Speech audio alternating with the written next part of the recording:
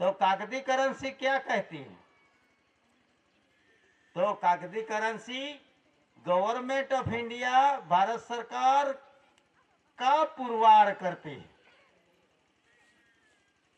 बोलती करेंसी तो नहीं भी पुरवार कर सकती, लेकिन जो कागजी करेंसी है वो कागजी currency government of India, Bharat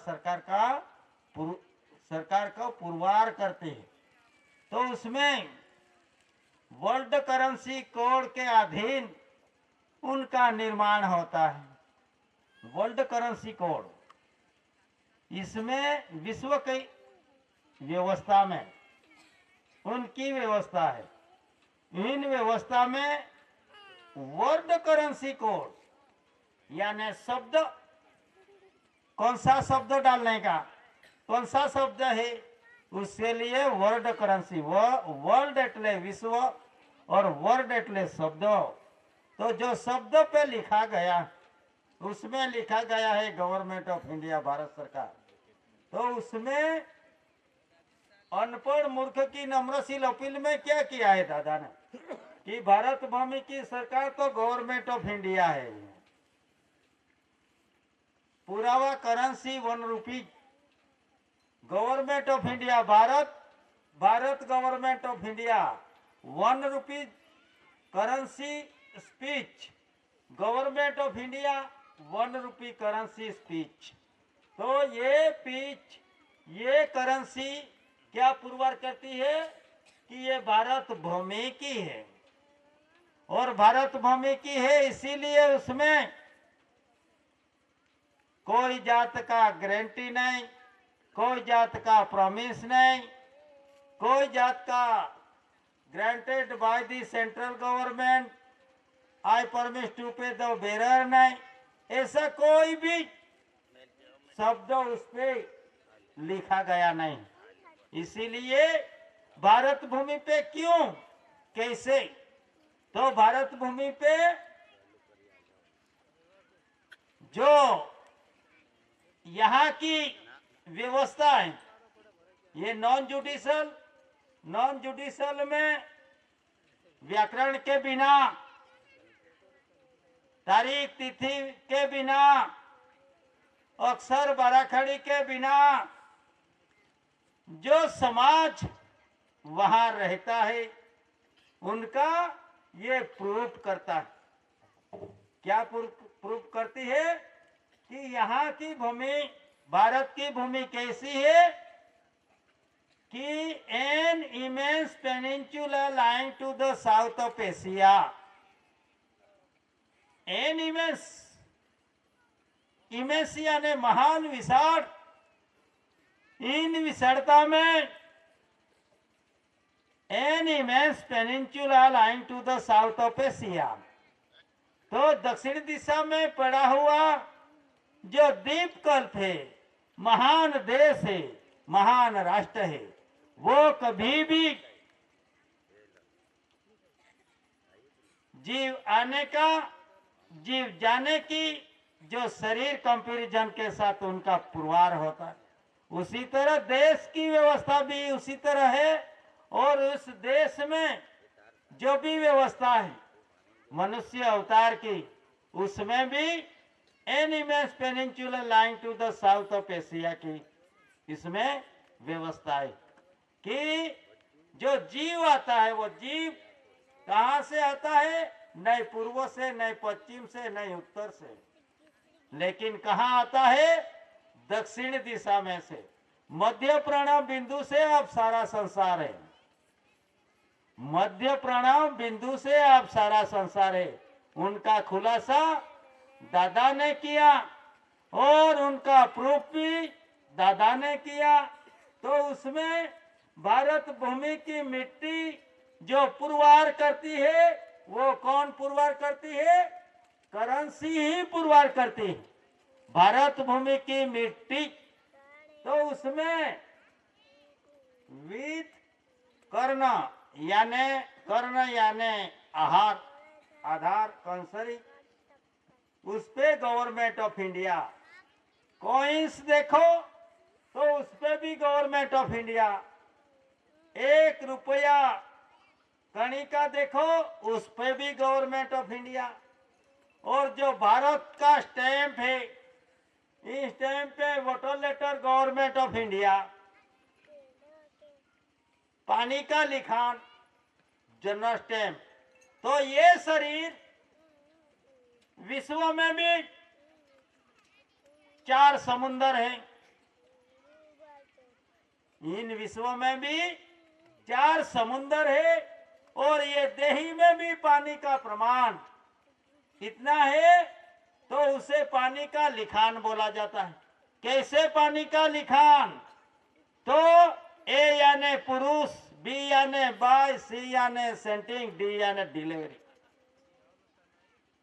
उन्हीं प्रमाण के अधीन, इन रजमेंट के अधीन उनका जन्म होता है।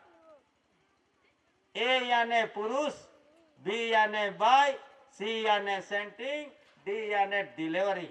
उसी तरह दादा ने उनका कॉन्स्टिट्यूशन दिखाया, और इन कॉन्स्टिट्यूशन में देश और देश को चलाने वाला कौन है? तो गवर्नमेंट ऑफ इंडिया, भारत सरकार ही है। आज की परिस्थिति में सरकार शब्द पूर्ण लेख नहीं है। इनमें सरकार सरकार सब कहते हैं, लेकिन सरकार शब्द पूर्ण लेख हुआ ही नहीं। तो गवर्नमेंट ऑफ इंडिया भारत सरकार भी है, सेंट्रल गवर्नमेंट भी है, स्टेट गवर्नमेंट बोलते हैं। तो ये उनका पूर्ण लेख नहीं है। तो इन पूर्ण लेख के वास्ते आपको करेंसी एंड बैंक नोट देखना पड़ेगा।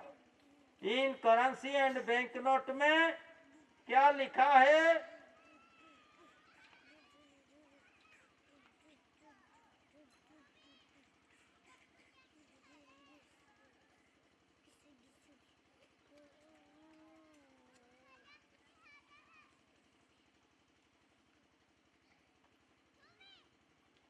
This note are now legal tender throughout India। कि जो this note are now legal tender through India, कि ये देश की कोने कोने में प्रचलित है, अमल भी है और अमली भी है। उसका विरोध कोई नहीं कर सकता।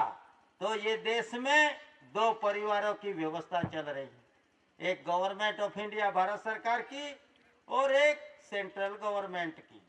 तो सेंट्रल गवर्नमेंट का नाम का कोई पुरावा नहीं, सिर्फ इसमें promise, granted, guarantee, I promise to pay the bearer, इतना ही लिखा है, नहीं तो दूसरा कोई पुरावा नहीं है।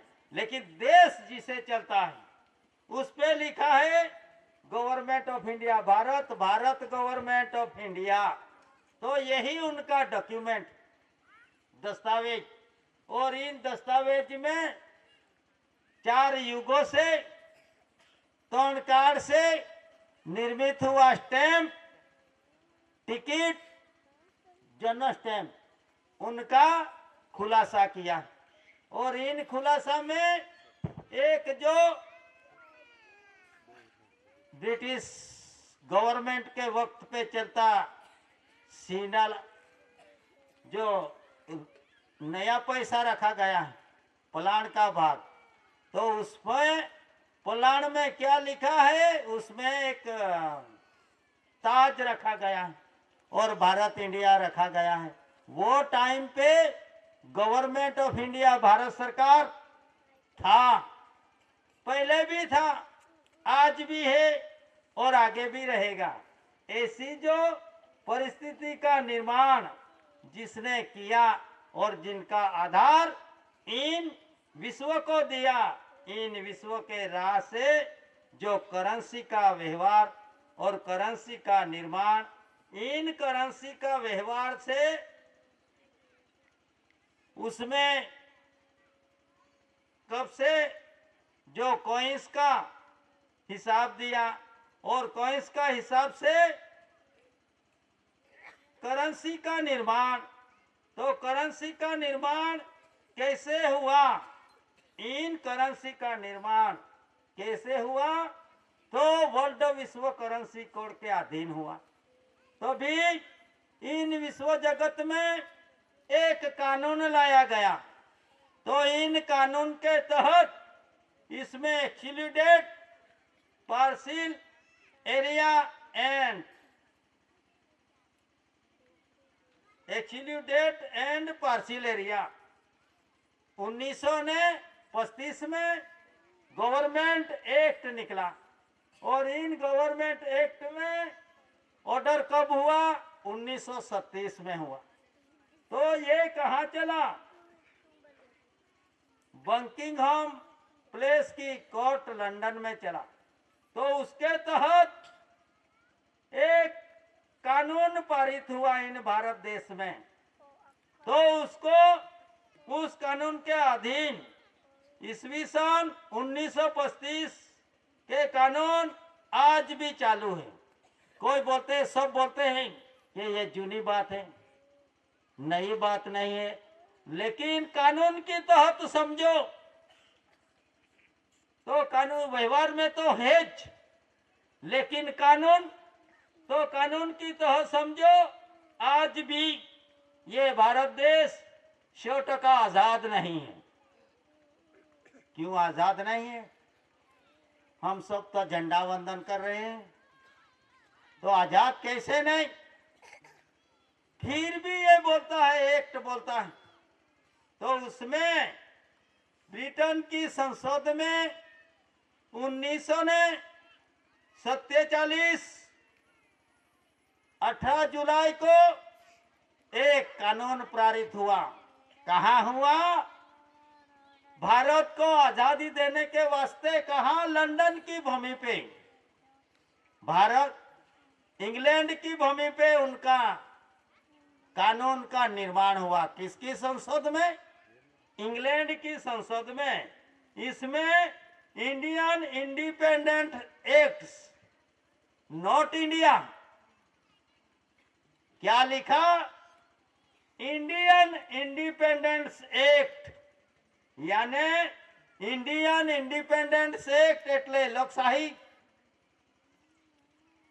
किसकी? इंडियन की, इंडिया की नहीं। तो उसमें इंडियन इंडिपेंडेंस एक्ट 1947 नाम का कानून पास किया गया। इन कानून में कायदा की कलम में उसमें एक की तहत ईस्वी सन 1947 की 15 अगस्त भारत में 2 स्वतंत्र डोमिनियन होगा। डोमिनियंस मीन्स क्या? तो डोमिनियंस दादा बोलते थे सब, उनका डोमिनियन क्या चीज है? तो पहले से ही उसमें जगवाई कर रखी थी कि भाई कौन सा, जब भारत देश को आजाद करेंगे तब उसमें 2 स्टेट रहेगा, तो भारत पाकिस्तान।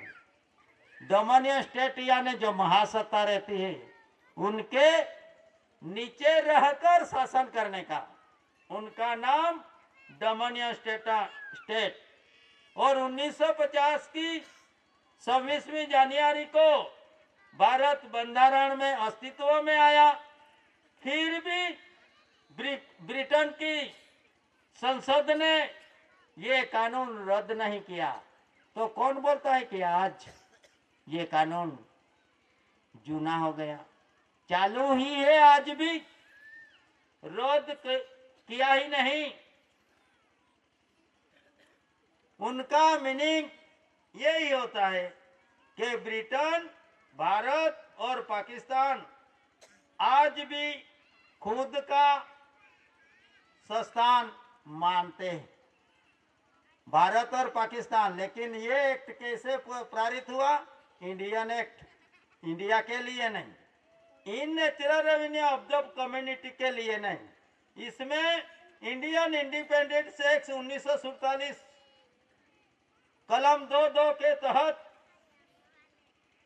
अविभाज्य पेटा विभाग 3 और 4 के सिवाय भारत का सभी प्रदेश हीज मजिस्ट्रेटी यानी कानून के तहत चलेगा, लेकिन किसका? भारतीय का, भारत का नहीं, natural revenue of the community का नहीं। तो उसके हेठट ये जमीन जागीरी वो थी, वो कलम के तहत भारत की जमीन पे ब्रिटेन का शासन, ब्रिटेन का महाराजा का हुक्म स्थापित कर दिया। और इनमें ये कानून की तहत 8 कलम 2 मुजब दोनों संस्थानों संसद द्वारा बनाए गए कानून के सिवा, इसमें क्या उल्लेख किया गया है कि भारत का दोनों संसद, भारत पाकिस्तान के दोनों संसदों में बनाया गया कानून के सिवा दोनों संस्थाओं का वहीवट 1935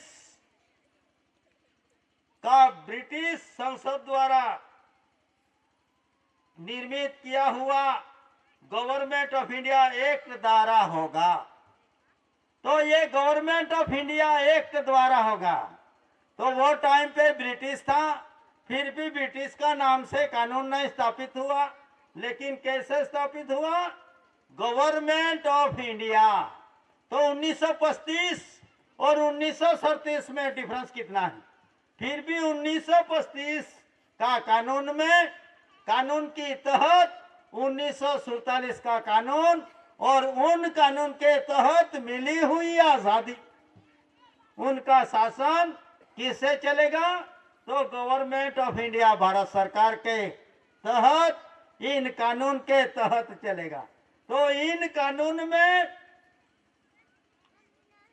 इंडिया, भारत की 1935 गवर्नमेंट ऑफ इंडिया, भारत सरकार, उसमें एक्सक्लूडेड पार्शियल एरिया अखिल आदिवासियों का क्या लिखा है उसमें कि जो एक्सक्लूडेड पार्शियल एरिया है, ये किसका है? Excluded partial area.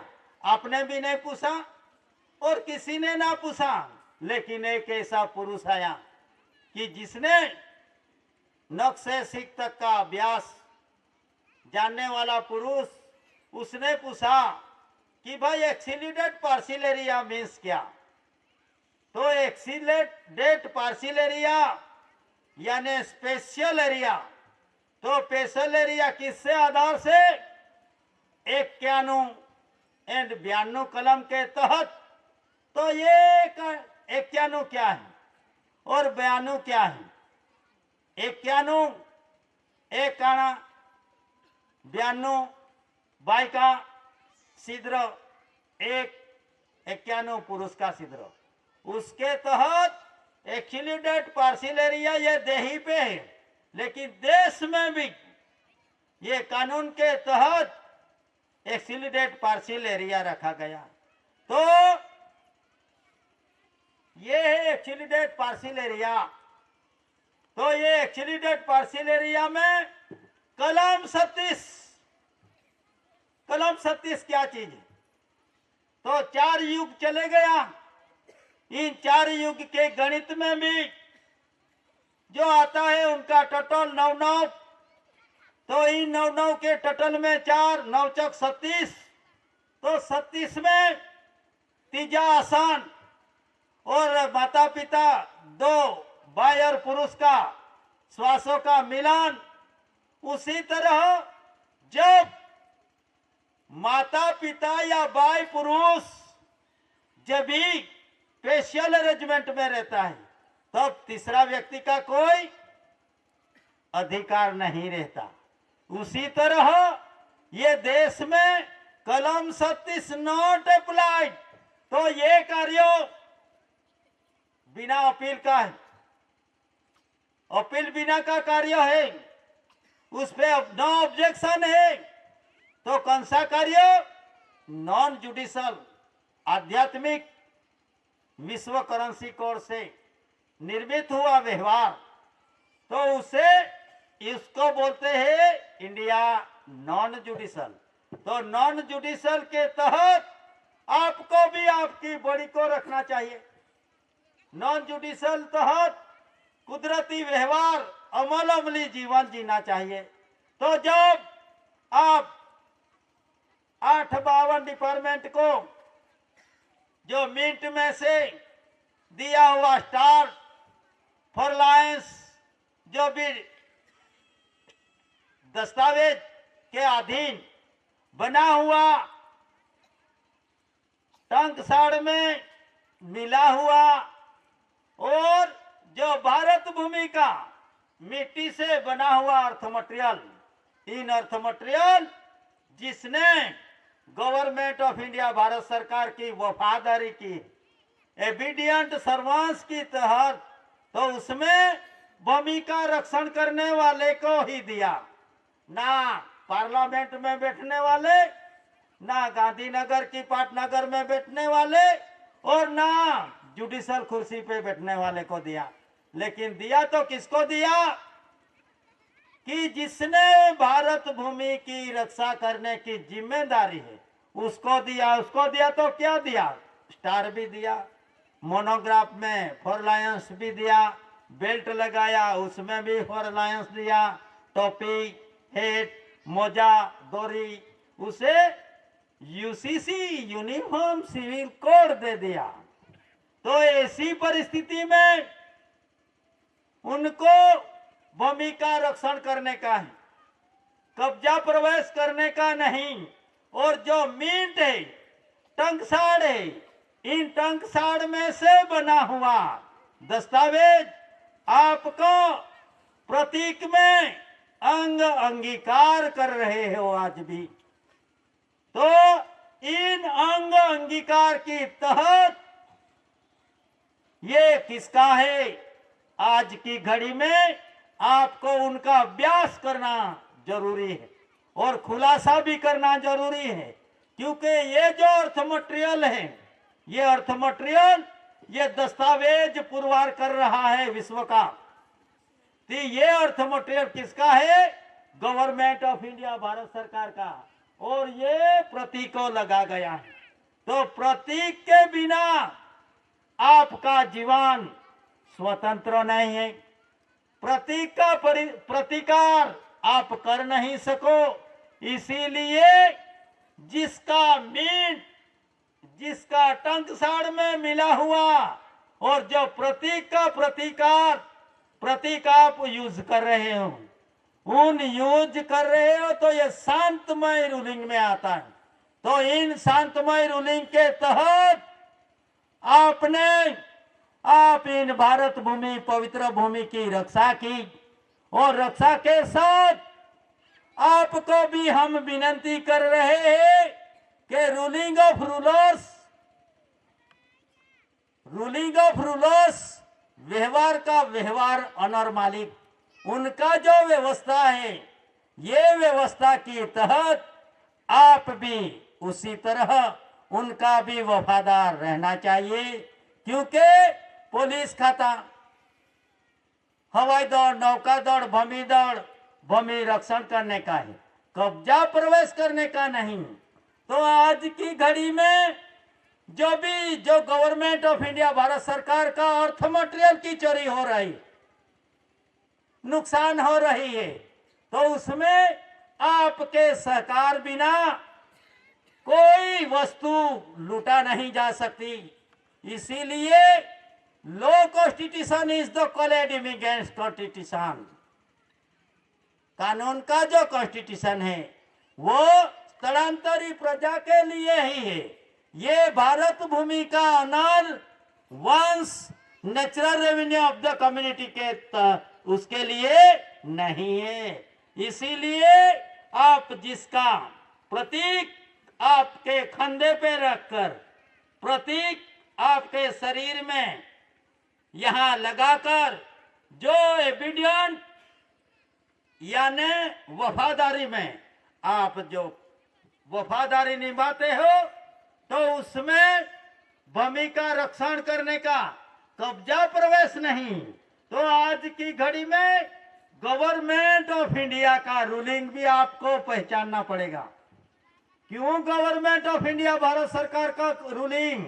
तो उसमें आज की घड़ी में 1950 में समाज कल्याण डायरेक्टर ने एक जाहिरनामा प्रसिद्धि किया और इन जाहिरनामा में प्रसिद्धि करने में उसने क्या लिया कि जो एक क्राउन में गवर्नमेंट ऑफ इंडिया भारत सरकार का लिखान है उनके अधीन कानून का सुसंगतिकरण के लिए सरकार शब्द लाया गया।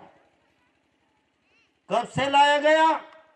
तो सरकार पूर्ण लेख आज की घड़ी में नहीं है, इसीलिए सरकार को भी पहचानना पड़ेगा।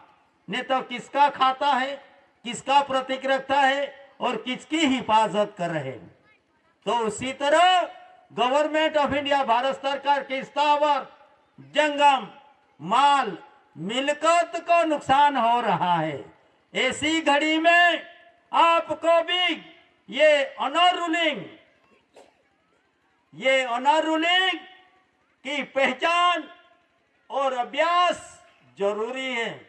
वास्ते आपको आमंत्रित किया जाता है। इन आमंत्रित में देश में अराजकता मिटाने के लिए जो शांतमय रूलिंग है, इन रूलिंग में ये समाज इन्वॉल्व है।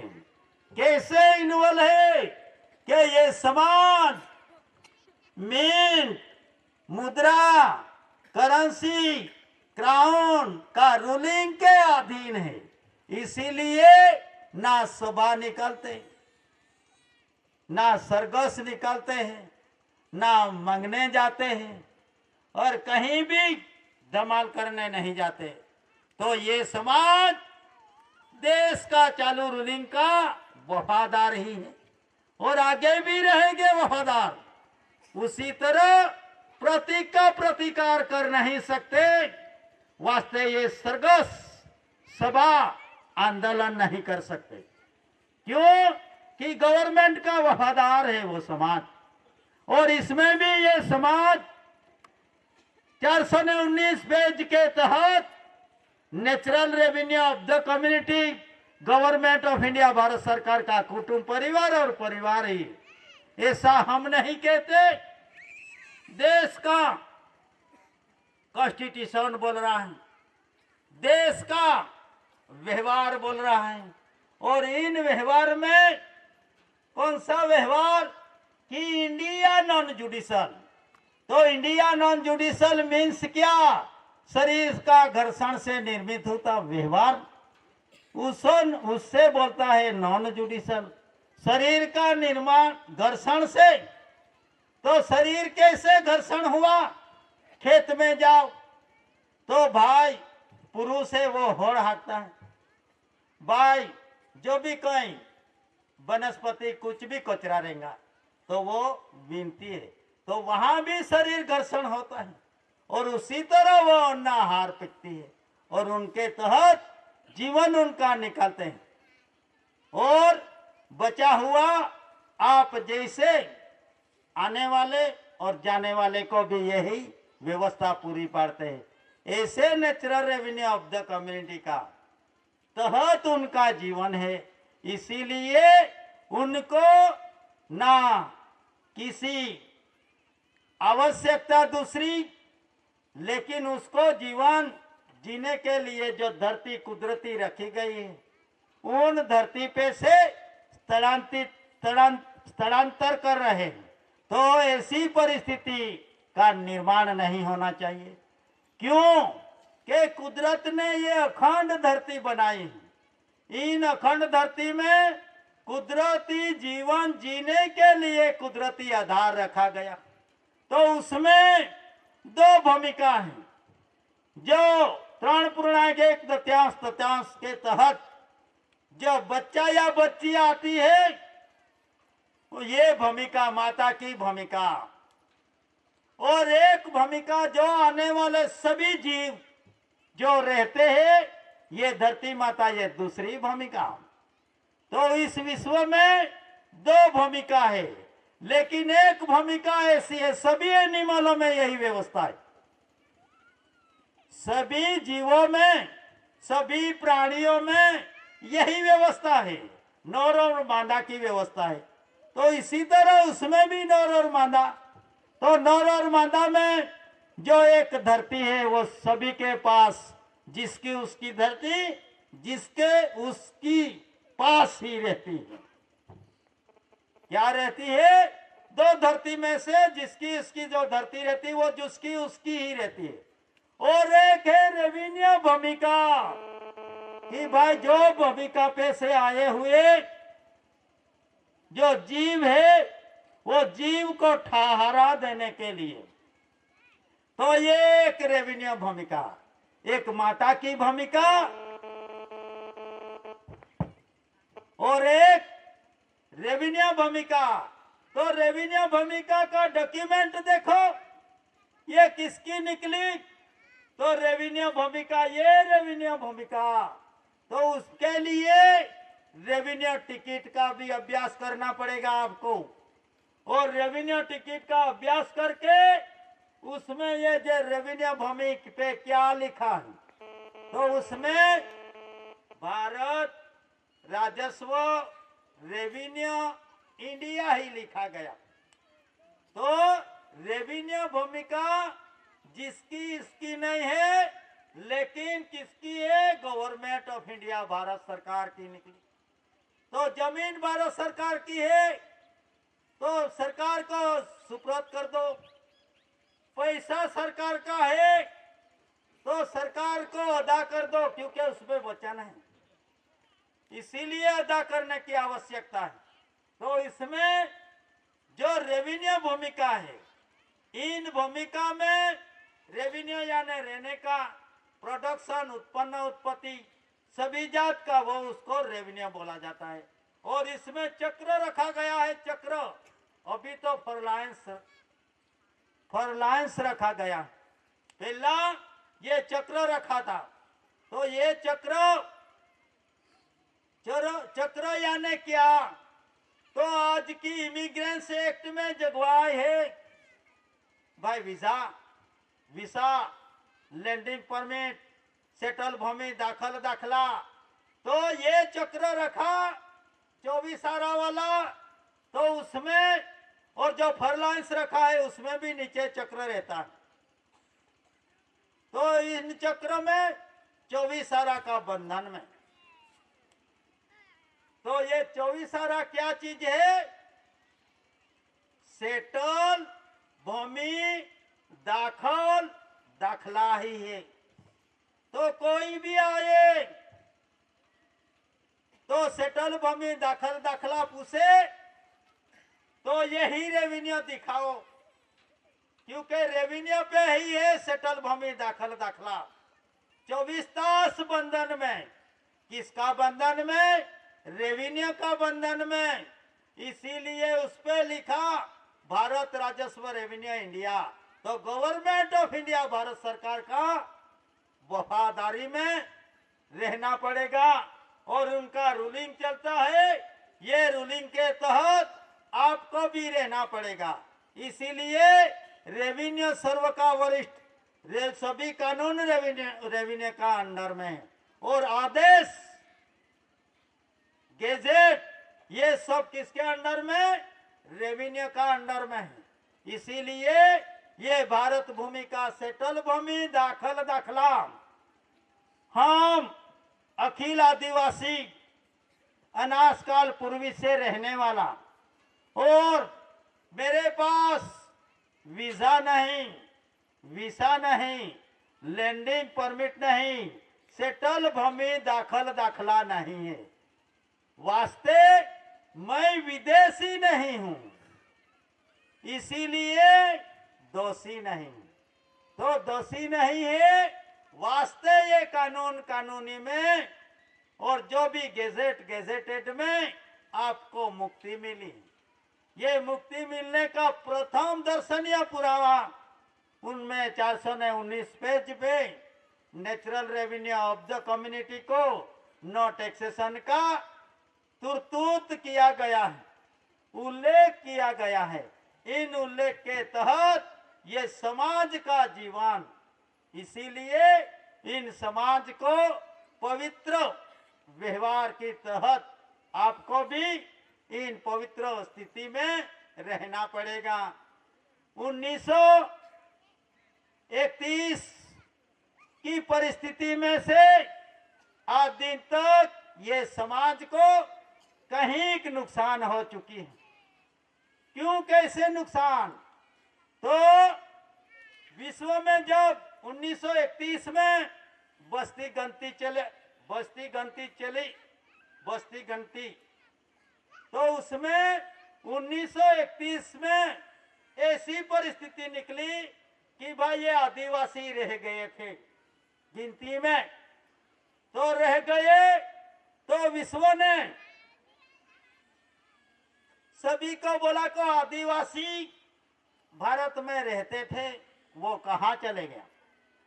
तब सभी को ऐसा लगा कि आदिवासी तो है, लेकिन उनकी वस्ती गिनती हो नहीं रही। कि यही नहीं, तो 1931 में जब 700 राजा रजवाड़ा का शासन चल रहा था, वो टाइम पे यहाँ का प्रतिनिधि ने क्या किया कि भाई उसको, ये समाज को 6 करोड़ की गिनती में से कौन सा करोड़ में समावेश किया जाए। तो उसी तरह राजत्व में पड़ा। तो वो टाइम पे उसमें राजा का जो प्रतिनिधि था, वो राजा का प्रतिनिधि का अभिप्राय लिया। तो अभिप्राय में क्या लिया? आज भी अभिप्राय चल रहा है, ठराव सम्मति अभिप्राय आज भी चल रहा है। तो वो टाइम पे भी अभिप्राय लिया, और अभिप्राय में लिया, क्या लिया कि भाई ये समाज, ये जात किसको मानती है? तो राजा का प्रतिनिधि दूसरा, ना बाप ने बोला, ना भाई ने बोला, ना वड़िल ने बोला, ना आदिवासी वड़वा ने बोला, लेकिन किसने बोला? दूसरा ने बोला। किसका? राजा का प्रतिनिधि था, उसने बोला। आज भी यही परिस्थिति का निर्माण चालू। तो वो टाइम पे बोला कि भाई वो लोग तो पत्थर को पूजते हैं, वो लोग पेड़ को पूजते हैं, वो लोग नदी नाला को भी पूजते हैं, वो लोग धरती को पूजते हैं, वो लोग सूर्य चंद्र तारा कणी उसको सभी को पूजते हैं। तो वो किसका अभिप्राय? राजा का प्रतिनिधि का अभिप्राय। वो अपना कुटुंब का नहीं था, अपनी थियरी भी नहीं जानते थे, फिर भी उसने अभिप्राय दिया। और अभिप्राय देने से वो लोगों ने ऐसा लगा कि ये भाई पत्थर को पूजते हैं ना, तो वो भी एक मूर्ति पूजक है, लेकिन पत्थर को फोड़ डालो और उसमें से आकृति निकालो और उनको फूल पत्थर अगरबत्ती नारियल चढ़ावो, उसको बोलते हैं मूर्ति। लेकिन पत्थर मूर्ति नहीं है, वो भी अखंड रूलिंग में आता है। जिसी तरह धरती है उसी तरह वो भी अखंड रूलिंग में आता है। पेड़ ये किसने बनाया? कुदरती नदी नाला, कुदरती पवन पानी, कुदरती धरती, कुदरती आकाश, कुदरती। फिर भी उसने मूर्ति पूजा में अभिप्राय दिया, और मूर्ति पूजा में अभिप्राय देने से उसने वो टाइम पे सर्वे किया कि भाई देश में ऐसा कौन सा धर्म है कि वो धर्म में मूर्ति पूजा माना जाता है, मूर्ति को पूजा जाती है। तो उसमें सर्वे में निकला हिंदू, तो आज भी निकला हिंदू भी। आपका भी जो प्रमाण पत्र देते हैं वो कब से निकला? वो टाइम से निकला है। क्यों? कि भाई हिंदू ऐसा एक धर्म है, तो वो धर्म ज्यादातर मूर्ति पूजा में मानते हैं। तो वो लोग भी पत्थर को पूजते हैं, पेड़ को पूजते हैं, नदी नाला को पूजते हैं, सूर्य चंद्र धरती माता को पूजते हैं। तो वो भी, उनको भी समझ लिया कि मूर्ति पूजा ये नेचुरल है, उनको पूजता है, वो नहीं अभिप्राय दिया। लेकिन कैसे दिया? कि मूर्ति पूजा। तो मूर्ति पूजा में निकला टॉप पे हिंदू। तो तब से आपको लिया हिंदू भी। दो बाप का एक लड़का रहता है, नहीं रह सकता। हिंदू तो हिंदू, हिंदू बिल कैसे बना? रेवंड फादर यानी पाल्य पिता पाल्य पिता की दुकान में आज भी आप फंस रहे हो। पाल्य पिता यानी इंग्लिश में रेवंट फादर। तो पाल्य पिता की दुकान में से बाहर निकलने के लिए दादा ने गुलामी में से इन समाज को स्वतंत्रता की ओर ले जाने के लिए आपको natural revenue of the community प्रत्यक्ष प्रमाण की तहत ले गए और नॉन जुडिशियल कुदरती व्यवहार की ओर ले गए। आज की परिस्थिति में भी क्या रखा है कि भाई ये लोगों का आदिवासी समाज, उनका जीवन कैसा है, कैसा चलाता है, उनका रिपोर्ट किसको दिया? महामहिम जी गवर्नर, उसको दिया गया। और उनको दिया गया तो 1 बरस में उनका अहवाल किसको देना पड़ता है? राष्ट्रपति को देना पड़ता है। और ये समाज उसी तरह जीती है। उनका स्थिति क्या देने का? उनका अहवाल दूसरे को नहीं दिया, राज्यपाल को दिया गया है। और उनका अहवाल भेजकर 342 कलम के तहत इन आदिवासियों की सामाजिक, शैक्षणिक सुरक्षा पूरी पड़ने के लिए जिम्मेदारी राष्ट्रपति की और गवर्नर की ही। कौन सी कलम के तहत? 342 कलम। इन 342 कलम के तहत आज भी रक्षा नहीं हो रही। इसीलिए बच्चे को पढ़ाने के जाओ तो भाई आधार कार्ड लाओ, कोई कार्ड लाओ। ऐसी परिस्थिति में बच्चे को नुकसान हो रही, और इन बच्चे को नुकसान हो रही है तो इन बच्चे को तहत आर्टिकल भारत के बंधारण में उनका तरतूत किया गया है। 21 एक कलम में यही तरतूत किया गया है कि भाई 1 से 14 तक का जो भी चिल्ड्रन बच्चा है, इन बच्चा को मुफ्त शिक्षण देना चाहिए। तो मुफ्त में कैसे आ गई ये? आज कैसी निकली है? कैसी आईडी निकली? तो ये आईडी वॉलंटरी है, मैंडेटरी नहीं। मर्जियात है, फर्जियात नहीं। फिर भी दर स्कूल में आज बमबराड़ा हो रहा है। तो उनकी क्या आवश्यकता? ये समाज को तो शैक्षणिक, सामाजिक क्षेत्र सुरक्षा पूरी पाड़नी है। तो ये आवश्यकता की क्या आवश्यकता? और बहनों सब बोलते हैं कि बहनों को मुफ्त शिक्षण, मुफ्त शिक्षण। तो मुफ्त शिक्षण है तो मुफ्त शिक्षण दो। तो उनके पास 17 कार्ड मांगने की क्या आवश्यकता? क्यों जरूरत गिरी? शिक्षण देने का है तो शिक्षण दो। तो उसी तरह नुकसान आपको 1931 से हो रहा है। तो आज भी इन भारत भूमि में बस्ती गणतरी आ रही है। तो इन बस्ती गणतरी में दूसरे का अभिप्राय से, जिसी तरह 1931 से आपको आज दिन तक सहन करना पड़ा, अनुसूचित जनजाति जब चाहे वहां नाम बदलना, ऐसी जो परिस्थिति है, इन परिस्थिति में से उगारने के लिए सावचेती रखने की आवश्यकता आपको आज की जरूरत है। और इस जरूरत में एक आया यूसीसी कानून। तो यूसीसी कानून में क्या लिया? Traditionally benefit. तो ट्रेडिशनली बेनिफिट में ऐसी अराजकता है कि भाई पुरुष का तो ड्रेस एक ही होगा, लेकिन इन भारत भूमि का आदिवासियों की स्थिति में तुम टप्पा टप्पा अंतर अंतर पे जाओ तो बायों का जो परिधान है वो परिधान बदलता जाता है। हमारे इधर की बहनों का परिधान देखो तो कहीं का अलग मिलेगा। 10-15 माइल चले जाओ तो वहां का परिधान अलग अलग जाएगा। इसीलिए ये भारत भूमि में उनको ट्रेडिशनली बेनिफिट दिया गया है। और ये ट्रेडिशनली बेनिफिट में आप निष्फल जाओगे तो आपका जीवन अस्त व्यस्त की ओर बढ़ेगा। इसीलिए जो व्यवहार है इन व्यवहार को पकड़ के रखो। और ऐसी परिस्थिति में 32,000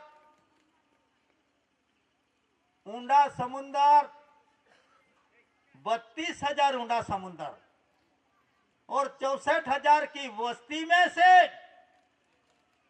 एक इंसान बाहर आता है और वो इंसान खुद का डिप्लो का हक और अधिकार पूछ रहा है। कैसी वस्ती में से? 32,000 ऊंडा समुंदर में से, 64,000 वस्ती में से एक इंसान बाहर निकलता है और वो इंसान क्या पूछते हैं कि जिसके उसके डिप्ला का, जिसका उसका देश का अधिकार और हक पूछ रहा है। तो आपको तो 1935 में एक्सीडेंट पार्सिल एरिया और इन एरिया में रहने वाला जो भी है उनको उनकी तहत उनका अधिकार भी पता नहीं है, अधिकार भी आज दिन पूछा नहीं। तो कैसे निकले ये वाणी स्वतंत्रता का अधिकार? सभी को दिया है वाणी स्वतंत्रता का अधिकार। तो इन वाणी स्वतंत्रता का अधिकार 19 आर्टिकल के तहत आपको भी मिला है। तो आपका अधिकार कैसे नहीं पूछा? तो आज की परिस्थिति में अराजकता का निर्माण होता है, फिर भी नहीं कोई पूछ सकता। क्यों? कोई इतना तो पूछो। तो भाई एक्सीडेंट पार्सिल एरिया तो कहाँ है? आपको पता है कि नहीं पता? तो ये तो पूछो। ऐसी परिस्थिति में आपका भी दृढ़ निर्णय और व्यवहार की ओर दृढ़ता, निकटता और वफादारी होनी चाहिए। नहीं तो एक गली में भटकने वाला, मजूरी करने वाला छोटा बच्चा जब लंदन की धरती में, वेलिंगटन में जब घूमता था मजूरी करते करते, तो वो टाइम पे म्युनिसिपालिटी का घड़ियाल बजता था, वच। तो वो घड़ियाल बजता था और वो काम करता था बच्चा। तो वो बच्चा काम करा तो उन्हें सुना टन टन टन, तो आवाज तो आता था टन टन। तो ये बच्चे के मन में क्या हो गया? तो वो कहाँ बसता है? म्युनिसिपालिटी का। तो वे बच्चे ने दृढ़ निश्चय कर लिया कि turn turn Wellington lord of the mayor son, मैं भी एक दिन ऐसा लॉर्ड मेयर सन, मेयर तो लंदन की भूमि का मेयर मैं भी एक दिन बनूंगा। तो ऐसा दृढ़ निश्चय किया। तो उसने turn turn Wellington lord of the mayor son, मैं भी एक दिन, किसके अधीन? वो घड़ियाल बजता था टन टन, यही आवाज पे से उसने निर्णय कर लिया और वो बच्चा एक दिन मेयर सन बन गया था, गली में भटकने वाला। ऐसी परिस्थिति नहीं है कि श्रीमंत ही वहां जाते हैं। तो भाई ऐसी परिस्थिति में भी आपको मैं एक एग्जाम्पल दे रहा हूं कि जो एक सद्गुणी परिवार, वो टाइम पे राजा दशरथ का परिवार को सद्गुणी परिवार मानते थे।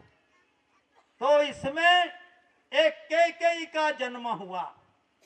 कैसा?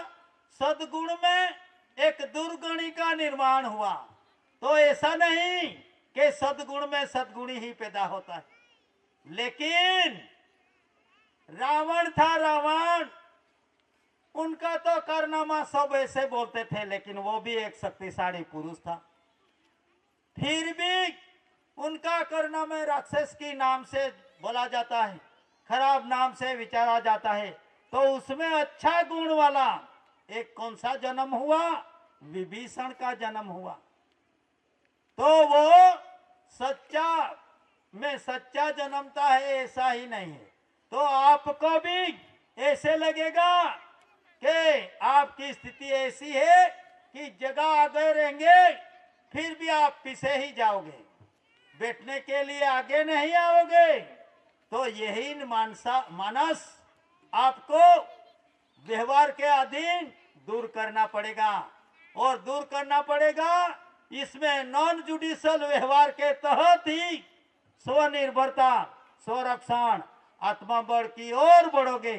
नहीं तो फिर आप स्वनिर्भरता, स्वरक्षण के इसमें भी निष्फल जाओगे, तो आपका जीवन भी निष्फल जाएगा। तो इसी तरह जो आधार है कुदरती, वो आधार का आधार लेते चलो, नहीं तो फिर आप जो मुर्गा है ना, मुर्गा उसको भी खा गए ना। टाइगर का तो खा गए, लेकिन आपके घर में जो रहने वाले जीव उन मुर्गे को भी खा गए, और मुर्गा खा गया ना, तो आपको कितने बजे उठने का ये दिक्कत किस पे लगी? घड़ियाल का अलार्म रखने की आवश्यकता पड़ी। नहीं तो जब तक मुर्गा था तब तक वो मुर्गा बोलता था, तो आपका वडील इन मुर्गे का पुकारने से, बोलने से वो उनका खेत में काम किया जाता था। लेकिन आज तो बनावटी, जब सो गए अलार्म रख के और जो पावर खलास हो गया, तो फिर जैसे सोते थे वैसे सो गए, आपका काम भी रखड़ गए। इसी तरह जो कुदरती आधार है, वो कुदरती आधार नासीवंत नहीं है, तो नासीवंत जो वस्तु नहीं है उनकी ओर प्रणय करने के लिए दादा ने कुदरती आरती दी है कि पितु पदे आवागमन किया, पितु मुखी नहीं हुआ। नहीं हुआ तो कहां जाओगे? यही प्रमाण आपने नहीं देखा, इसीलिए कोई वडील, कोई अक्लधारी, कोई संस्कारी, कोई अगम निगम का जानकार पुरुष के पीछे आपको भी रहना पड़ता, नहीं तो फिर अपन झगड़ते ही जाएंगे। तो झगड़ा ये जुडिशियल में, सत्यमेव जयते में लड़ाई का कोई प्रश्न नहीं होता है। तो फिर भी यहाँ छोटी बड़ी, गांव में भी झगड़ा, शहर में भी झगड़ा, देश में भी झगड़ा, और विश्व में भी झगड़ा। तो ये झगड़ा का मूल कारण कहाँ है? तो झगड़ो मत, ये समाज एक है, natural revenue of the community है, गांव एक है, तो गांव में भी झगड़ा मत डालो, उनका बीज भी मत डालो, क्योंकि झगड़ा का प्रमाण ऐसा है आज की परिस्थिति में दो सुधारने के निकले हैं। ये समाज को दो परिवार है वो सुधारने के निकले हैं, एक परिवार राजकारण और एक परिवार धर्म कारण। ये सब बोलते हैं हम आदिवासी को सुधारने के लिए निकला है, उनका आधार रही है। तो सुधारने के निकले हैं, उसमें जो झगड़ा है वो झगड़ा सही झगड़ा नहीं, उसमें कैसा बनावटी झगड़ा, तो वो झगड़ा का अंत नहीं आता। तो कैसा झगड़ा? तो बकरी निकली 4, घर में बकरी थी 4, मेरे जैसे कोई पॉक्समैन अपॉक्समैन है, कई कोई रहते हैं ना, तो उसी तरह कितनी बकरी? सही में 4 बकरी, नंबर गिराया कितना? 5 गिराया, तो घर पे गई बकरी तो 4 ही निकला, और बूम पाड़ा कि भाई मेरे 5 बकरी थी। तो ये 5 बकरी में से 1 बकरी नहीं है, तो कौन खा गया होगा? तो दिखा दिया जिसके साथ वेरझेर होगा उसको बोल दिया कि वही खा गया होगा। तो सब झगड़ा उनकी तरह। तो ऐसा जो झगड़ा है वो झगड़े में भी मत पड़ो, आप natural revenue of the community की तहत जीवन जियो, उसमें झगड़ा का प्रमाण नहीं आता। तो ये झगड़ा ऐसा है कि वो नहीं निपटाएगा, क्योंकि बकरी ही 4 थी, नंबर पढ़ने वाले ने गलत किया तो उनका शिकार आप जैसे समाज हो गए। इसीलिए अराजकता इन भारत भूमि में नहीं, विश्व में अराजकता हो गई है।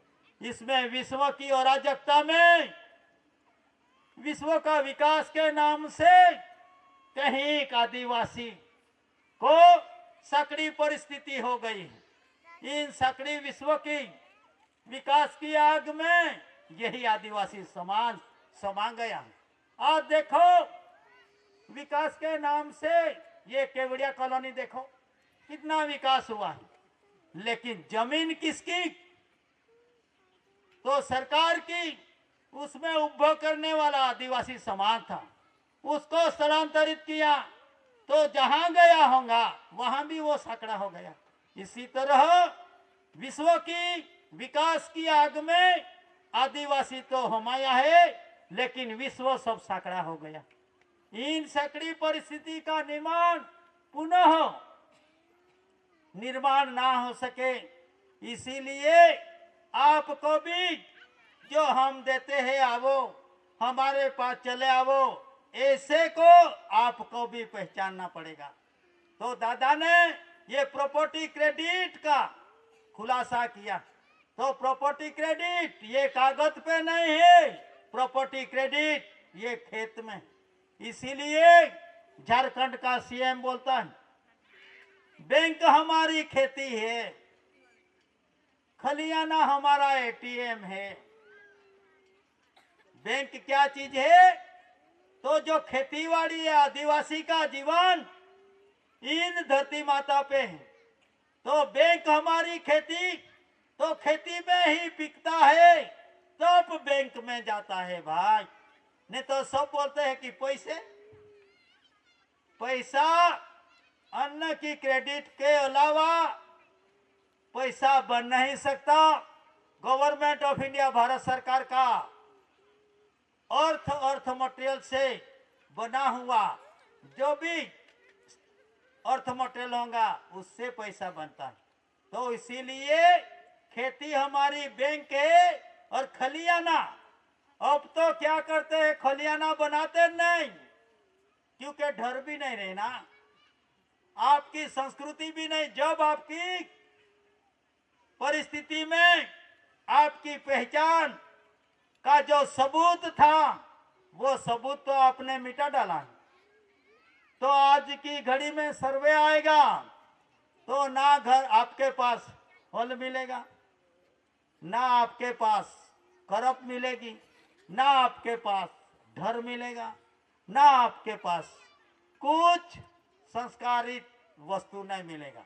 तब उनकी पहचान कैसे होगी? ना आपको अक्सर भराखड़ी तारीख तिथि साल सनवारी में समावेश नहीं है। तो आदिवासी का सिर्फ व्यवहार, त्योहार, संस्कार और संस्कृति ही बची है कि यहाँ की मिट्टी है ये पुरवार करने के लिए। वास्ते आपको आपके दरवाजे पे रखने के लिए दादा ने पहले से ही बोला है, कोई भी डॉक्यूमेंट आपका घर की दरवाजे पे रखो ताकि आपकी सुरक्षा। तो कैसी सुरक्षा? जब वो टाइम पे दादा बोलता था कि भाई जो आएगा मिलिट्री आएगा, पुलिस आएगा तो यहाँ की नहीं आएगी। तो भाई आपको लगता था तो कहाँ की आएगा, मेरा भाई भी पुलिस में है, मेरी भी रक्षा होगी। कोई बोलता होगा तो मेरा काका भी पुलिस में है तो मेरी भी रक्षा होगी। ऐसी परिस्थिति का निर्माण तो दादा बोलता था कि ऐसा डॉक्यूमेंट आपका घर पे रखो ताकि जो बाहर से आने वाला सैनिक, तो कौन सी सैनिक? शांति सैनिक, शांत सैनिक, शांतमय सैनिक, वो उसका प्रमाण ऐसी विश्व की भागीदारी में 20 पैसा हर राष्ट्र ये सैनिक के पीछे खर रहा है। 20 पैसा, 1 रुपया में से 20 पैसा वो शांति सैनिक के लिए आपको भेजते हैं वो। तो उसी तरह उनकी जो व्यवस्था है, तो ये व्यवस्था दूसरा कोई करने वाला है तो वो दूसरा ये व्यवहार का अनजान है। तो इसीलिए व्यवहार का जो डॉक्यूमेंट है वो डॉक्यूमेंट आपके घर पे रखो ताकि कोई भी आए तो किसका घर का सुरक्षा करने का है तो उनका प्रमाण उनको पता चल जाएगा। नहीं तो आज तो सब यूसीसी एनआरसी, ऐसी परिस्थिति में आपको तो मुक्ति मिली है, लेकिन मुक्ति मिली है फिर भी परीक्षा देना पड़ेगी। कैसी परीक्षा देना पड़ेगा? तो व्यवहार की परीक्षा। तो व्यवहार की परीक्षा में आप फेल नहीं हो जाओ, इसीलिए ये डॉक्यूमेंट है और कुदरती व्यवहार का दस्तावेज रखो, नहीं तो फिर कोई 6 कोड में ना चले जाए, कोई 7, 9, 14 भाषा वाले के साथ चले ना जाए। इसीलिए ये एक परीक्षा है, परीक्षा। तो जीवन की परीक्षा में इतनी कठिन पेपर गया है, बोले कि जो मेरे जीवन की परीक्षा थी इसमें इतना पेपर कठिन गया हूं। तो कैसे कठिन गया, उनका कारण क्या रहा? तो उसने क्या बोला कि भाई मैंने तो मेरा भाई है, मेरा धर्म है, मेरा राज है, मेरा पक्ष है और लागड़ी वश होकर उनका अभ्यास किया था, लेकिन पेपर किसका निकला? व्यवहार का निकला। इसीलिए जीवन की जो परीक्षा में हम फेल हो चुके।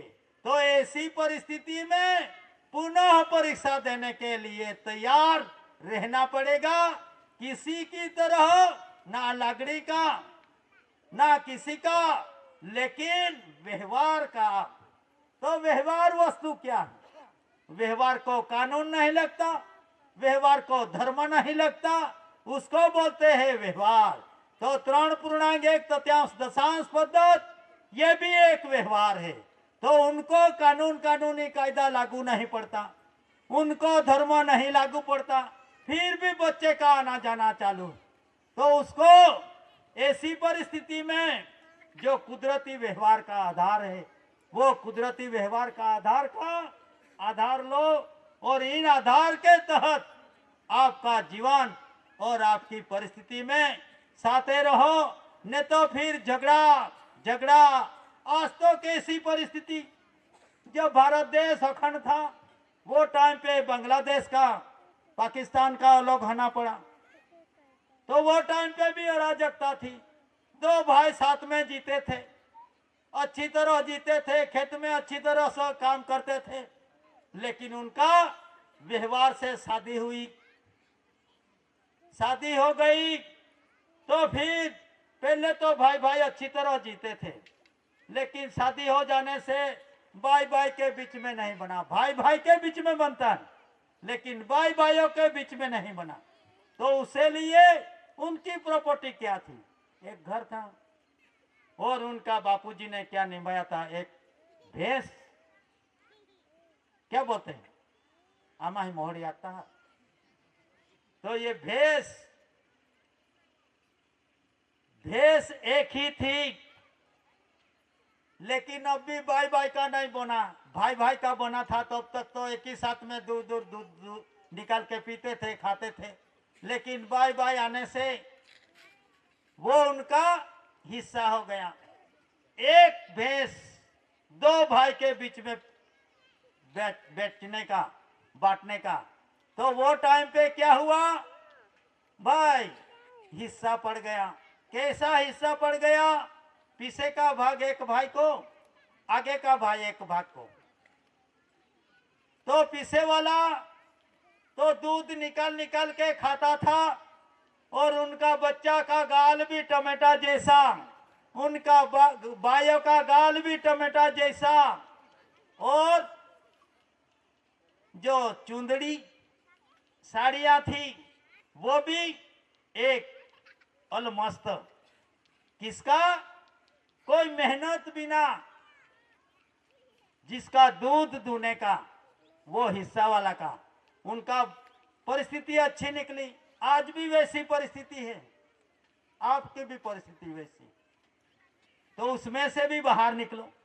तो ऐसी परिस्थिति में दूध खाने वाला तो स्ट्रांग हो गया, मजबूत हो गया। सब वो मजबूत, पैसे टके से भी मजबूत, शरीर से भी मजबूत। लेकिन एक को आगे का भाग आया था, उनको तो चारा खिलाना पड़ता है। तो चारा खिलाते खिलाते उनका देह ऐसा हो गया, चलने के भी उनको ताकत नहीं। ऐसी परिस्थिति में आखिर में एक वडील मिला और वो वडील उनको बोलता था कि भाई आप क्यों रो रहा है, आपकी स्थिति क्यों ऐसी हो गई है। तो वो बेचारा बोलता था रोते रोते, क्या कहूँ दादाजी, हम दो भाई थे, वो टाइम पे हमारा अच्छा था, घर में दो भाइयों ने शादी की और बायो आई, तो बायो आई तो हमारी एक ही प्रॉपर्टी थी बाप की, वो क्या थी, भैंस। तो भैंस थी, उनके दो भाग पड़ गया, पीछे का भाग एक भाई को गया, आगे का भाग मेरे भाग में आया। तो मैं ये चारा काट काट कर मेरी परिस्थिति ऐसी हो गई है और हमारे बच्चे के भी परिस्थिति ऐसी हो गई है, इसीलिए मैं रो रहा हूँ। तो ये वडील था, पगड़ीधारी दमदादा जैसा हूँ, वडीलधारी और हाथ में डांग धारी। उसने बोला, तो भाई मेरी अक्ल को आप स्वीकारोगे। तो वो तो बेचारा ऐसा था, उसको हाँ के अलावा दूसरा नहीं। तो उसने हाँ कर दिया कि भाई मेरी भी आखिरी जिंदगी की घड़ी चल रही है, ऐसा लगता है, तो मैं भी आपकी अक्ल से चलूंगा। तो उसने, वो वडील ने क्या बोला कि भाई जब वो दूध दुएगा, दूध निकालेगा, वो टाइम पे आप भी चारा डालो और चारा डाल को लकड़ी लेके खड़ा रहना, ऐसी लकड़ी लेके खड़े रहने का। जब वो दुएगा, दूध निकालेगा, तब आप उनकी भैंस की कान पे फटकार फटाक फटाक फटाक मार। तो फिर वो आगे से मार दिएंगे, मारेगा तो वो स्थिर थोड़ी रहेगी। तो वो तो दूधने का लिए दूध नहीं निकाल सका वो दिन। ऐसा चला दूसरा दिन भी, तो दूसरा दिन भी उसने ऐसा किया। वो जब दूध निकालने के वक्त पे आया ना, तो चारा डाला और लकड़ी लेके आया और चारा डालते ही वो जैसे दूध निकालते ऐसे उनके कान पे लगाने लगा, फटाक फटाक फटाक लाकड़ी से।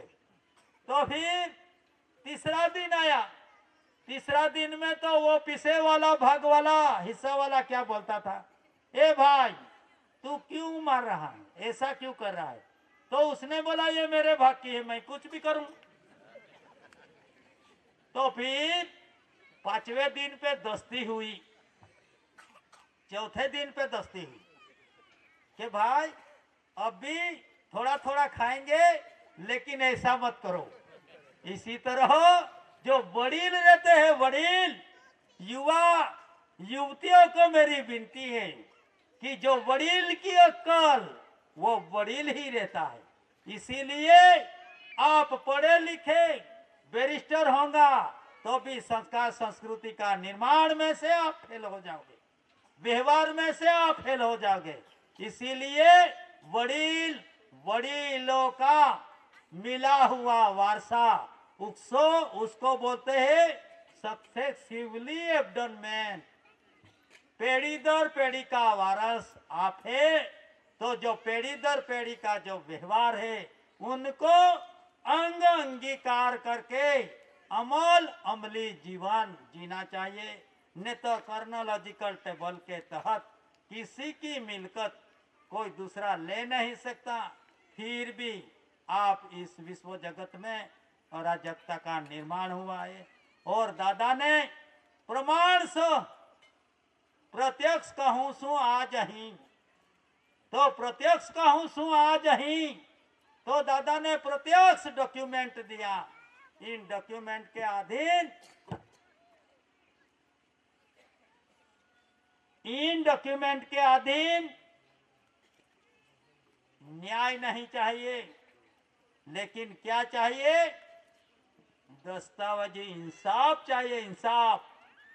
तो आपका भी जहाँ जहाँ केस चलता होगा तो इन केसों में भी मजिस्ट्रेट भी समझ सकता है। हम अक्कलकुआ गए थे तो वो टाइम पे एक जज था, एक भाइयों का खेती का प्रॉब्लम था, अभी अभी की बात है। तो वो टाइम पे गए, हम भी चले गए वहाँ कोर्ट में और वो लोग भी चले गया, लेकिन उनका वकील एडवोकेट क्या बोलता है कि साहेब ये कंसिलेशन समिति है, उनको चलाने मत दो, क्योंकि वो सरकार को नहीं मानते, कानून को नहीं मानते, ऐसा वो बोलने लगा। फिर भी हम बैठे, फिर वो मजिस्ट्रेट बोलता था कि भाई समिति को तो नहीं चलने देंगे, लेकिन आप चलाते होंगे तो चलाओ, ऐसा कहा। तो इतना भी अच्छा अपने लिए कि भाई सरकार को नहीं मानते, लेकिन कौन सा सरकार पूर्ण लेख नहीं। तो मजिस्ट्रेट ने बोला है एक दिन समझने के लिए हमको भी जरूरत गिरेगी, और जो एडवोकेट था उनको भी बोला था आप भी समझो। तो ऐसी परिस्थिति में एक भाई को अंदर रखा था, तो वो कोठड़ी में रखा था, एक वकील था, तो वो वकील ने क्या लिखा, भाई कोठड़ी किसकी, तो कोठड़ी गवर्नमेंट ऑफ इंडिया भारत सरकार की। मजिस्ट्रेट को उनका भान नहीं होने से गवर्नमेंट ऑफ इंडिया भारत सरकार का परिवार को रखा गया है। कोठड़ी ना मजिस्ट्रेट की, लेकिन कोठड़ी गवर्नमेंट ऑफ इंडिया भारत सरकार की है। तो मजिस्ट्रेट को उनको ख्याल नहीं होने से वास्ते गवर्नमेंट ऑफ इंडिया भारत सरकार का परिवार को अंदर रखा गया है। आप छोड़ो या ना छोड़ो, गवर्नमेंट ऑफ इंडिया भारत सरकार का विरोधी हो आप। इतना लिखकर दिया था तो वो भाई ने निकाल दिया था, क्योंकि यह झगड़ा का परिणाम नहीं है, लेकिन इसमें परिस्थिति वैसी है। कोठड़ी किसकी है, अर्थ मटेरियल किसका, तो गवर्नमेंट का निकली ना मजिस्ट्रेट का निकला। तो मजिस्ट्रेट को पता नहीं कि भाई ये गवर्नमेंट ऑफ इंडिया भारत सरकार का natural revenue of the community परिवार है। तो इसी तरह आपको भी आपका पहचान अनाज काल पूर्वी से अनंत काल से चलता हुआ हैविंग नो बिगिनिंग का जो व्यवहार था, व्यवहार है, इन व्यवहार का अभ्यास करके आपको भी समझाना पड़ेगा, और इन तरह आपका जीवन को भी गुलामी में से मुक्त रखने के लिए ये अवसर है। इन अवसर में मनुष्य अवतार मिला है, और ये मनुष्य अवतार जिस बाप से आए हो, जहां बाप से आया है वो बाप का घर जाने के लिए, इतना ही नहीं, बाप का घर सभी को जाना पड़ता है। यहाँ जिंदा रहेंगे उनको भी, लेकिन जिस घर से आए हैं वही घर जाने के लिए, तो वही भेदी घर पाने के लिए कुंवर झग अंगी याना आया है। साथी ठोक के बोलता विश्व ने कि भाई जहां से आए हैं वहां जाने के लिए, रास्ता दिखाने के लिए कुंवर झग अंगी याना है। चाहे इमिग्रेंट्स हो, चाहे मृत्यु हो, कि कोई भी आवागमन हो, तो उसमें जो प्रमाण रखा गया है दस्तावेजी का, वो दस्तावेजी का इंसाफिक जो घड़ी है वो घड़ी उस पे चलती है। इसीलिए आपको डॉक्यूमेंट का अभ्यास करना पड़ेगा, आपका भावी रत्न को भी उनका अभ्यास करना पड़ेगा। और इन अभ्यास में नॉन जुडिशल है, कुदरती व्यवहार और कुदरती व्यवस्था। इन कुदरती व्यवहार में, कुदरती व्यवस्था में आप विवेक विनय, व्यवहार त्यौहार, संस्कार संस्कृति उसको ख्याल में रखना पड़ेगा, नहीं तो वो जो चले गई तो आप भी चले जाएंगे। तो इसीलिए जो कहाँ गए नहीं, कहाँ से आए नहीं, इसीलिए उनको आज की घड़ी में ये अनाजकाल पूर्वी का चलता रूलिंग पे रहने की आवश्यकता है। टिकट ये भी अनाजकाल पूर्वी का, पैसा नया पैसा वो भी अनाजकाल पूर्वी का, रूप वो रुपया भी अनाजकाल पूर्वी का, कंसरी ये भी अनाजकाल पूर्वी का है। तो सब जो अनाजकाल पूर्वी का व्यवहार है, ये व्यवहार को अंगीकार करके अमल अमली जीवन जीना पड़ेगा। ऐसी परिस्थिति में आज अपन यहाँ बैठे और दादा ने जो व्यवहार दिखाया, इन व्यवहार का अधीन रहकर आपका जीवन, आपका व्यवहार, घर की व्यवस्था, देही की व्यवस्था और देश की व्यवस्था, इन व्यवहार के तहत रखो और जीवन अपना भावी मय रखकर अपना जीवन की व्यवस्था स्टैंडर्ड में रखो। इतना कहकर मैं बैठने की इजाजत लेता हूँ। स्वकर्ता पितु के जय।